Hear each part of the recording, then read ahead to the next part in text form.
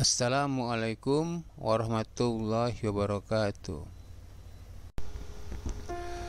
Kisah cinta aktivis dakwah kampus part 3. Perkenalkan, nama saya Sinchan, mantan mahasiswa dan aktivis dakwah kampus di sebuah kampus negeri di kota Samarinda, Kalimantan Timur.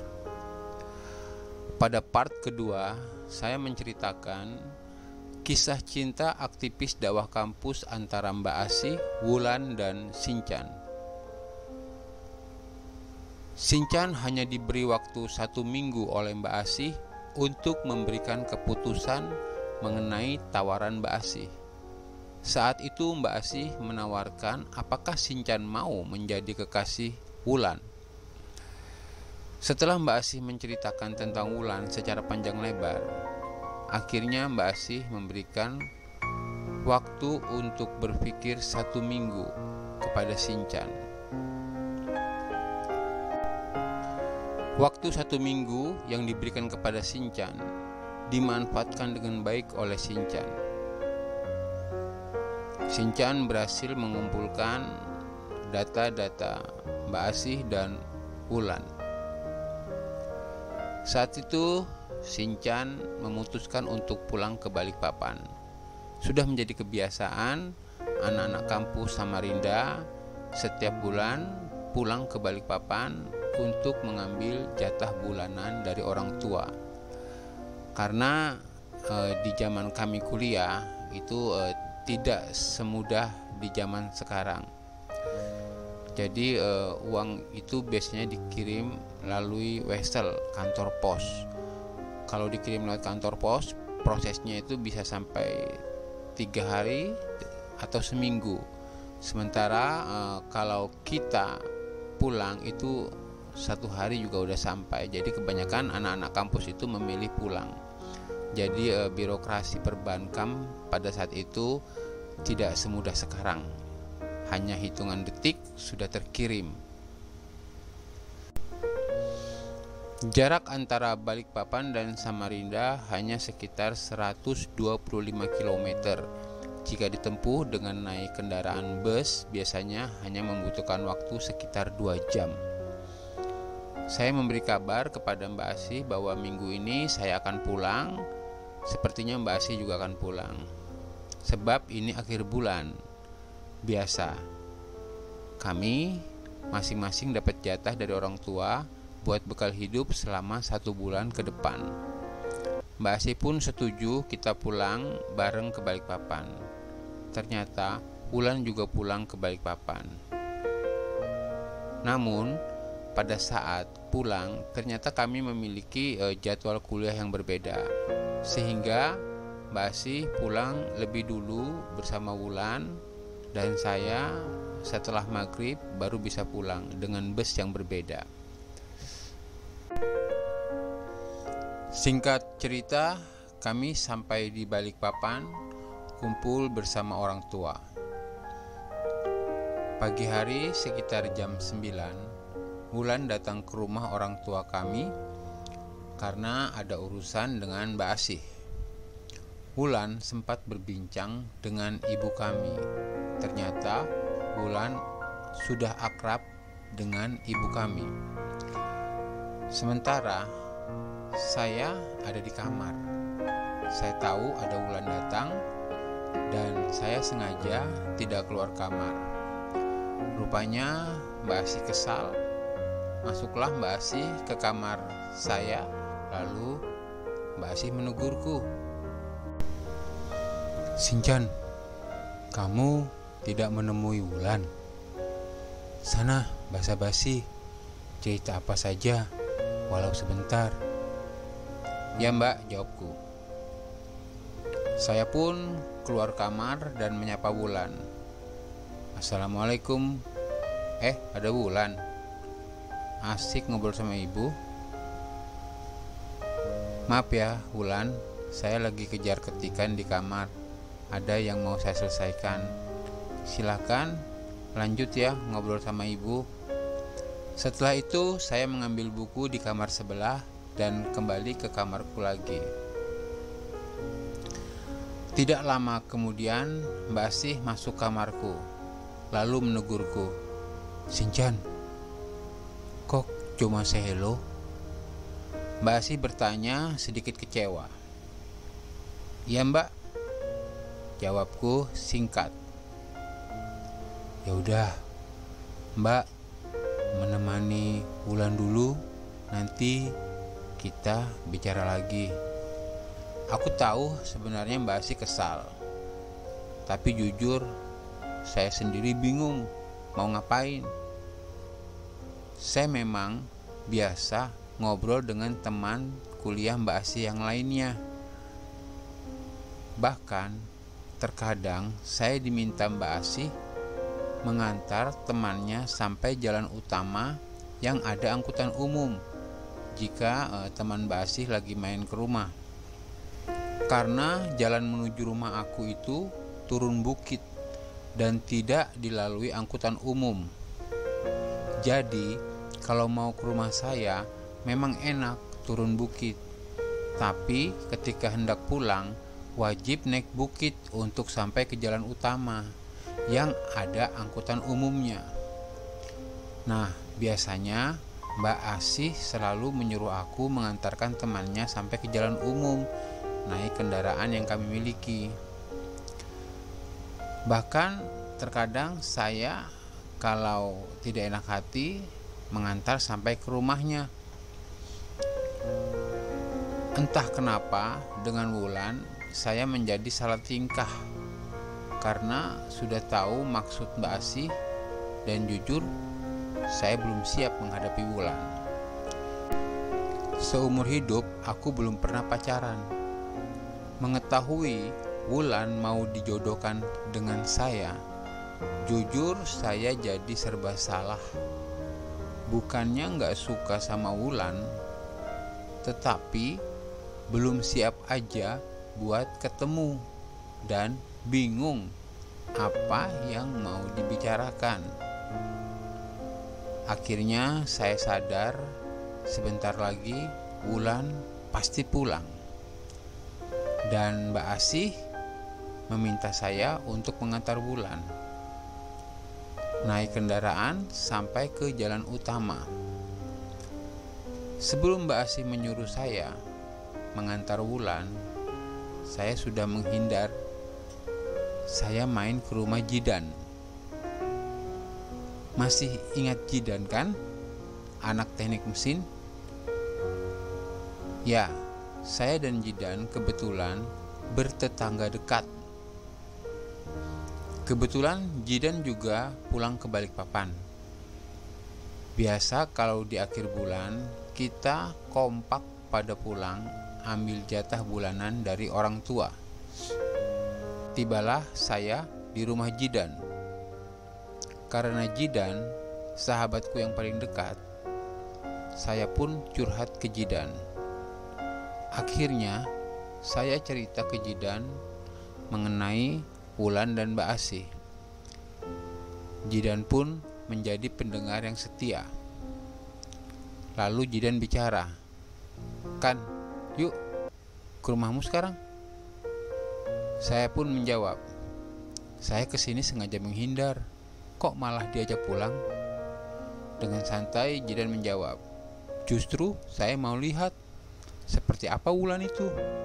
Mana tahu kalau nggak dapat kamu, bisa buat saya." "Jidan, saya tahu kamu. Nggak usah sepik lah. Mending sana kamu ambil air minum. Haus." Lalu tanpa dikomando saya memakan cemilan yang ada di meja kamar Jidan. Ya, kami memang sudah sangat akrab. Jadi apabila ada makanan di meja kamar Jidan, sudah biasa jika saya tanpa izin langsung memakannya. Bahkan kalau saya habiskan pun Jidan gak bakal marah. Jidan ini emang playboy. Ya, mungkin karena wajahnya emang tampan. Jujur saja, kalau cewek dia dekati jarang ada yang lolos. Tapi sayang dengan Nela, Hampir saja dia berhasil, namun gagal. Tahu kan ceritanya Jidan dan Nela di part 1? Rumah Jidan tepat di samping masjid. Tidak lama azan maghrib berkumandang. Saya dan Jidan akhirnya pergi berjamaah sholat maghrib di masjid. Selepas sholat maghrib, saya merasa sudah aman buat pulang. Jidan, saya langsung pulang ya. Setelah berpamitan pada Jidan, saya pun ngacir pulang ke rumah. Baru mau masuk kamar tamu, ada Mbak Asih di situ. Mbak Asih pun langsung menegurku. Dari mana Sinchan? Kok Mbak Asih cari kamu gak ada di kamar? Aku pun menjawab, "Oh, dari rumah Jidan, main Mbak." Mbak Asih lalu bicara, "Kasihan Wulan, pulang gak ada yang anter. Harusnya kamu yang antar Sinchan." "Maaf Mbak, saya belum siap." Tanpa banyak bicara, saya masuk kamar. Di kamar, saya bingung. Nanti kalau Mbak Asih minta jawaban, saya jawab apa ya? Akhirnya untuk menghindari Mbak Asih pergi ke kamar saya pun pergi ke kamar ibu. Akhirnya saya baringan di samping ibu. Pikirku aman. Mbak Asih gak bakal tanya-tanya kalau ada ibu. Kutanya sama ibu, "Mau dipijitin gak Bu kakinya atau pundaknya?" "Tapi sebentar aja ya Bu." Tanpa menunggu jawaban, saya langsung memijat kaki ibu. Sekitar 10 menit saya memijat kaki ibu. Tiba-tiba ibu berbicara, "Kamu sudah kumisan ya? Tapi belum banyak. Ntar lagi juga tumbuh jenggot. Makin ganteng anak ibu." Ibu memuji saya, tapi saya pura-pura tidak dengar. Tiba-tiba ibu aku bertanya, "Kamu kemana tadi? Wulan pulang. Kok kamu menghilang? Mbak Asih nanyain kamu." Mbak Asih sudah cerita sama ibu. Katanya Wulan itu punya masa depan yang baik, anaknya cerdas dan sopan sama orang tua. Kata Mbak Asih cocok buat kamu. Mendengar ibu berkata demikian, saya jadi salah tingkah. Entah, tiba-tiba saya yang tidak bisa berpikir banyak alias malas mikir mengeluarkan kata-kata spontan. "Emang ibu cocok sama Wulan? Kalau kamu cocok, ibu cocok aja." Singkat sekali jawaban ibu saya. "Tahu Bu, saya masih bingung. Belum tahu pacaran." Setelah mengucapkan itu, saya mau meninggalkan ibu dan masuk ke kamar saya. Pikirku menghindari Mbak Asih. Malah ibu yang mengadili aku tentang Wulan. Baru saja niat mau balik ke kamar saya, gak taunya Mbak Wulan ada di depan pintu kamar ibu. Waduh, ibarat perang saya terkepung musuh. Tidak ada jalan keluar. Akhirnya saya pasrah. Mbak Asih akhirnya berbicara, "Bagaimana Sinchan? Mau gak pacaran sama Wulan? Mbak itu sayang sama Wulan. Pingin dia jadi adik Mbak. Kalau kamu cocok, Mbak beneran jadi saudara dengan Wulan.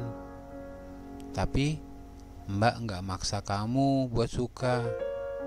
Mbak sekedar menawarkan. Apa yang kurang dari Wulan? Coba dah pendekatan dulu. Tiba-tiba bapak saya muncul, langsung angkat bicara.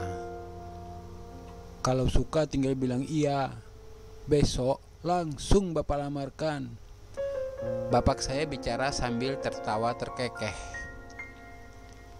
Teman-teman mungkin belum tahu bapak saya. Beliau sangat santai dan kocak. Kalau ngomong kayak guyon, tapi kalau kita iyakan, ya bapak saya pasti serius melamar. Bener pak, mau dilamar besok dan langsung nikah? Jawab aku menantang. Seriuslah, Jawab bapak aku sambil tertawa. Gak papalah kalau langsung nikah, saya mau pak. Saya tidak kalah set menjawabnya. Tiba-tiba Mbak Asi angkat bicara.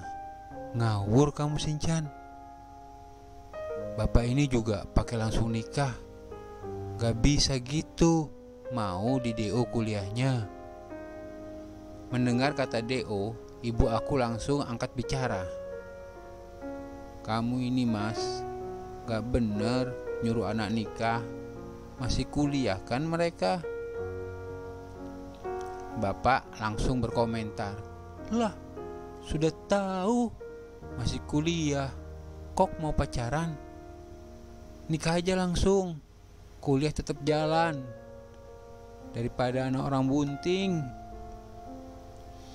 Maaf ya teman-teman, bapak aku itu emang lucu.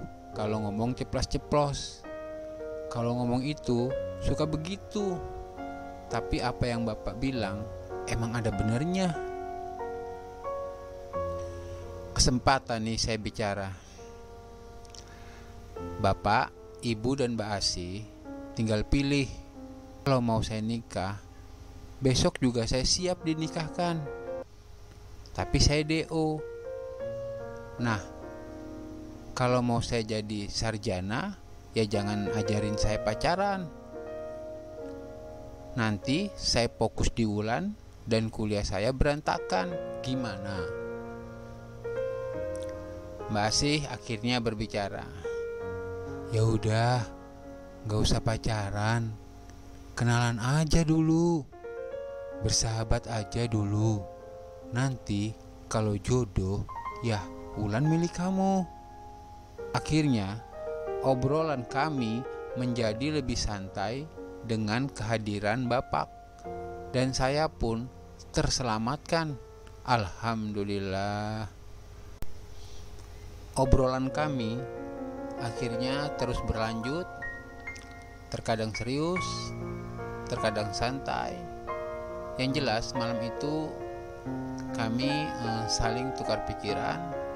Dan saya sangat bahagia bisa mendapat nasihat dari Mbak Asi, dari ibu dan dari bapak. Pada akhirnya saya berpamitan untuk kembali ke kamar saya. Lega rasanya bisa berada di kamar sendiri. Tidak ada yang mengganggu. Teman-teman, sebenarnya saya tadi waktu berkumpul dengan Mbak Asi, ibu dan bapak, pingin sekali berkata, kalau pacaran itu tidak baik dan banyak menimbulkan bahaya. Tapi jujur saya takut. Mereka lebih tua dari saya. Kesannya nanti saya menggurui. Alangkah tidak sopan. Beruntung tadi saya bisa menahan diri dan masih bisa menjaga perasaan mereka. Pada dasarnya saya itu orangnya keras dan kekeh pada pendapat saya.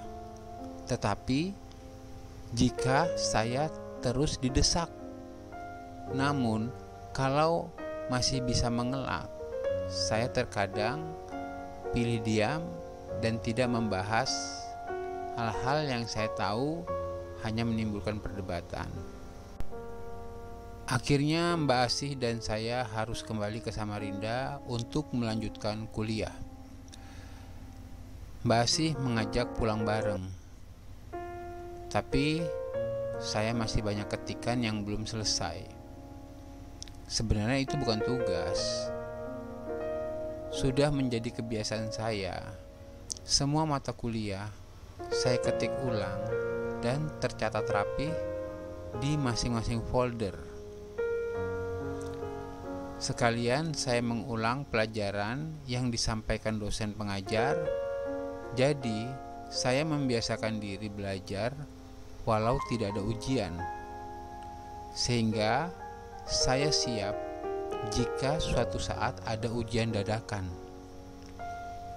Akhirnya saya tidak bisa pulang bareng Mbak Asih.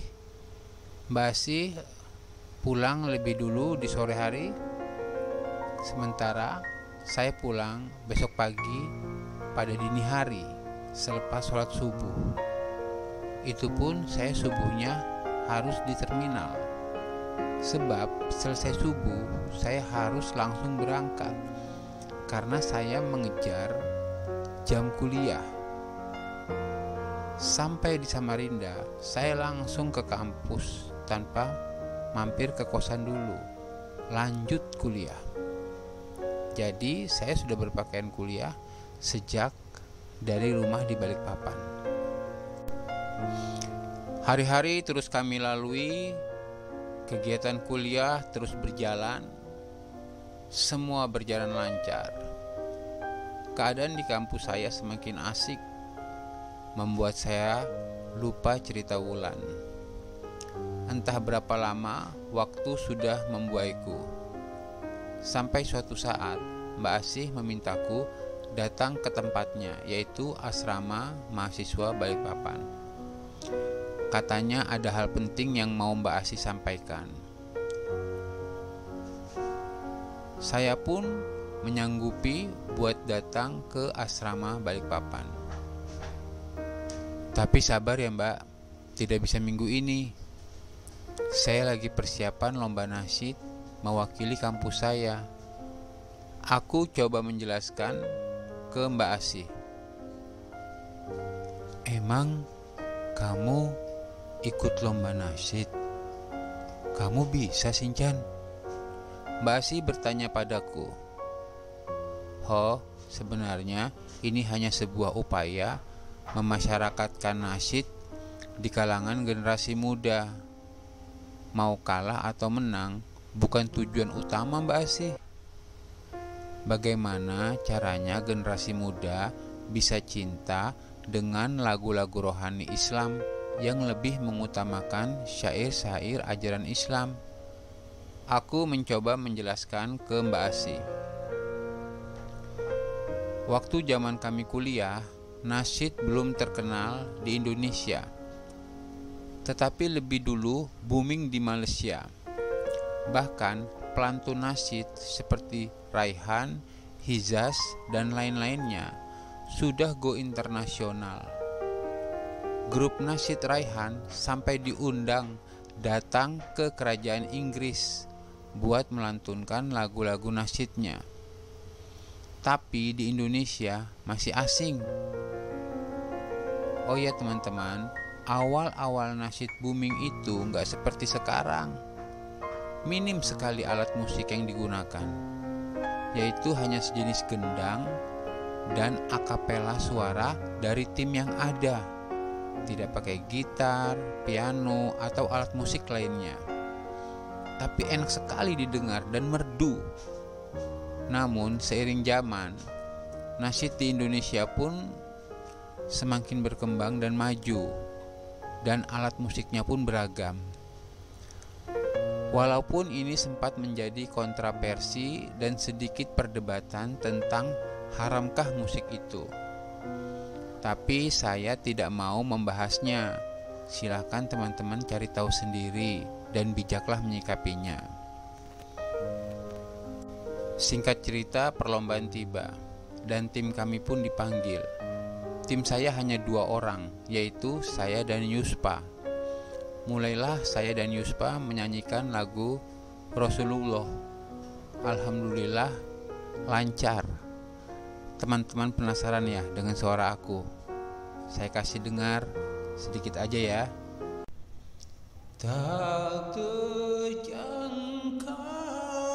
tinggi pekertimu, tak tergambar indahnya akhlakmu, tak terbalas segala jasamu. Sesungguhnya engkau Rasul mulia, tabahkan hatimu menempuh dugaan, mengajar hati kesabaran, menjulang panji kemenangan, terukir namamu di dalam Al-Quran.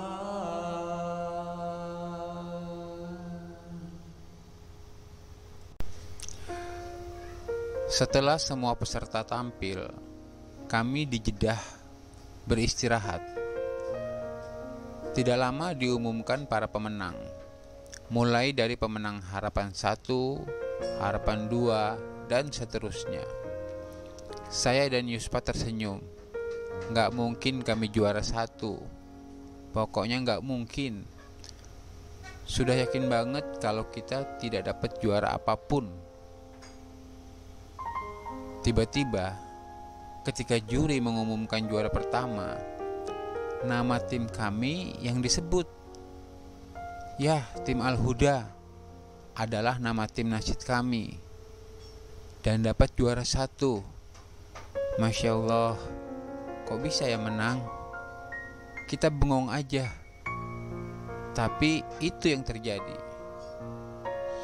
Namun sayang sekali saat momen indah itu ada, Mbak Asih tidak menyaksikan. Karena saya memang tidak memberitahu jadwal lombanya dan merahasiakan. Jujur, malu dilihat Mbak Asih. Pasti dia bawa Wulan. Wah, bisa kacau lomba saya kalau Wulan menyaksikan ketika saya lagi tampil. Tapi pada akhirnya Wulan lihat juga saya di atas panggung. Pastinya bukan saat lomba. Nanti ada ceritanya, sabar ya, ikuti aja terus cerita ini. Lomba nasyid sudah selesai. Akhirnya saya menepati janji untuk main ke asrama Balikpapan, tempat Mbak Asih.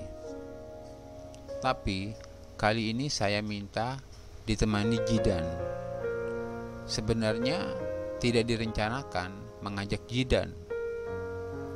Ketika saya mau berangkat ke asrama Balikpapan, Jidan sedang asik main gitar. Jidan menegur aku. Mau kemana Sinchan? Jalan dewek, gak ajak-ajak. Kita lagi bete, diajak gak nolak. Aku pun menjawab, serius kamu mau ikut? Emang mau kemana? Jidan bertanya padaku. Tempat Mbak Asih, mau ketemu Wulan. Saya sengaja memanasi Jidan. Wah, ganggu dong. Udah gak jadi ikut lah. Jidan lanjut main gitar. Saya mau ketemu Mbak Asih, Jidan. Diundang makan kali. Mau ikut enggak? Nah, kalau makan saya mau. Lumayan menghemat uang bulanan. Jidan semangat pengen ikut. Akhirnya kami pun berangkat ke kosan Mbak Asih. Sampailah saya ke kosan Mbak Asih. Ternyata Mbak Asih sudah siap menyambut kedatangan saya. Kok gak ngasih tahu sebelumnya mau datang sama Jidan? Mbak Asih bertanya. Oh, Jidan ini ajudan saya Mbak. Jangan kaget. Dia siap siaga kalau saya butuhkan. Bisa aja Shinchan. Jidan protes ringan sambil tersenyum. Akhirnya Mbak Asih pamit masuk. Biasanya membuat minuman dan bawa makanan ringan. Saya dan Jidan menunggu di ruang tamu. Tidak lama kemudian, benar saja Mbak Asih membawa minuman dan makanan ringan, tetapi diiringi Wulan. Tapi kali ini agak berbeda. Wulan berpenampilan tidak seperti biasanya. Jilbabnya Wulan syar'i banget. Warna putih, jilbabnya lebar, dan bagus banget dah. Setahu aku, Wulan itu jilbabnya bukan jilber. Jujur, saya sempat terpaku dan kagum melihat penampilan Wulan.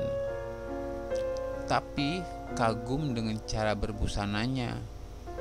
Please, jangan negative thinking.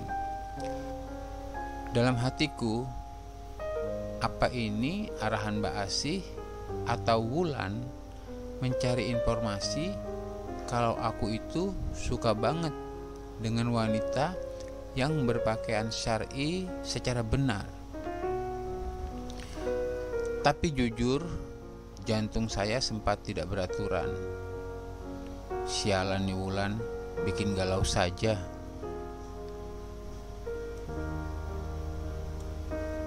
Singkat cerita, kami pun saling berbincang. Wulan mulai berani bertanya tentang kabar aku dan sedikit lebih akrab.